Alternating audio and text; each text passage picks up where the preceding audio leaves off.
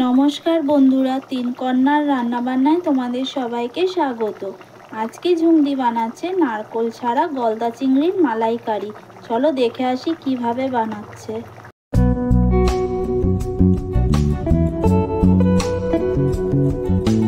বন্ধুরা, আজকে আমি গলদা চিংড়ি মাছ রান্না করব।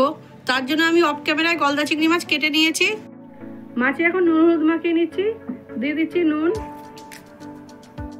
দিচ্ছি হলুদ গুঁড়ো,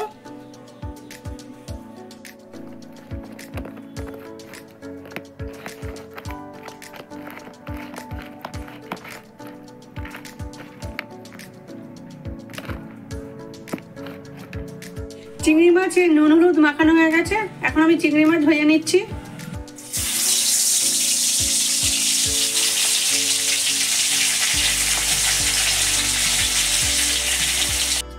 চিংড়ি মাছ হালকা ভেজে নেব।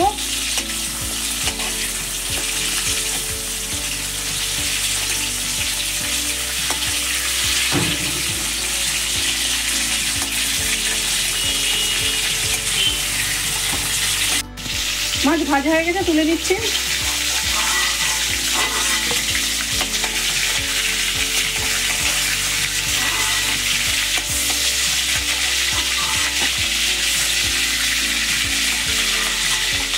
এইভাবে আমি এই মাছগুলো ভেজে নেব।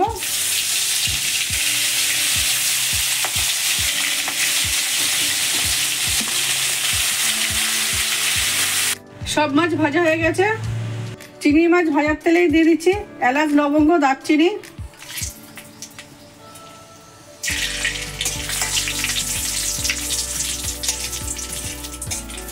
ফোড়নের মশলা ভাজা হয়ে গেছে, খুব সুন্দর গন্ধ বেরিয়ে গেছে। এখন দিয়ে দিচ্ছি পেঁয়াজ বাটা,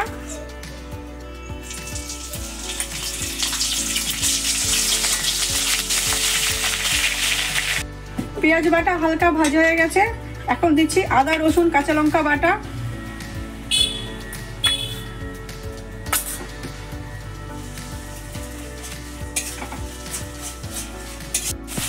দিচ্ছি টমেটো বাটা,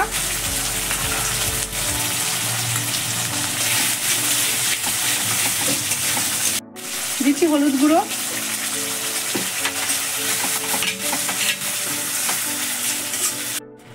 কাঁচা লঙ্কা বাটা দিয়েছি। তার জন্য শুকনো লঙ্কার গুঁড়ো দেবো না, কালারের জন্য দিচ্ছি একটু কাশ্মীরি লঙ্কার গুঁড়ো।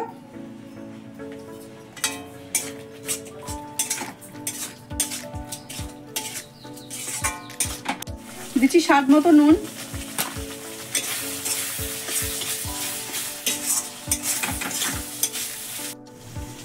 মশলা কষানো হয়ে গেছে। সবশেষে দিচ্ছি কাজু বাদাম আর পোস্ত বাটা।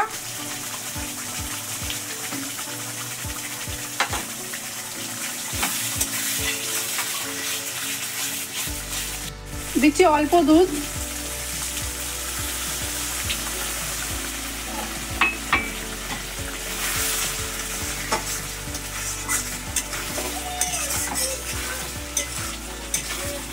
বন্ধুরা, এই রান্নাটা আমি নারকেল ছাড়া করছি।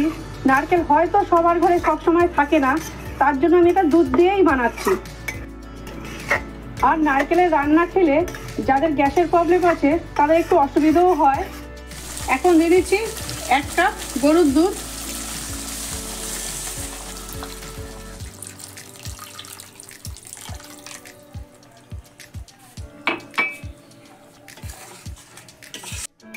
এই রান্নাটায় আমি জল ব্যবহার করলাম না, জলের বদলে দুধ ব্যবহার করলাম।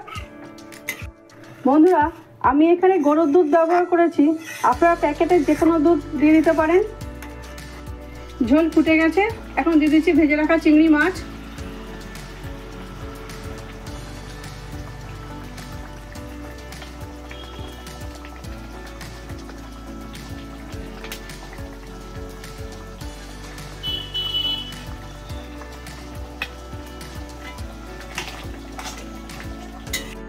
ওপর থেকে দিয়ে দিচ্ছি গরম মশলার গুঁড়ো।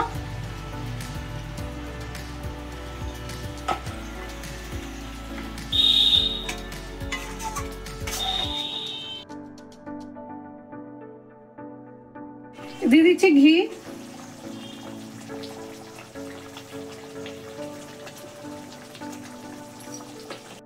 রেসিপিটা কেমন লাগলো আমাদের কমেন্ট করে জানাবেন।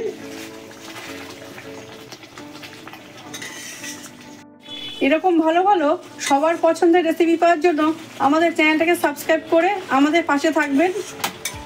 গলদা চিংড়ির মালাইকারি কমপ্লিট, আমি নামিয়ে নিচ্ছি।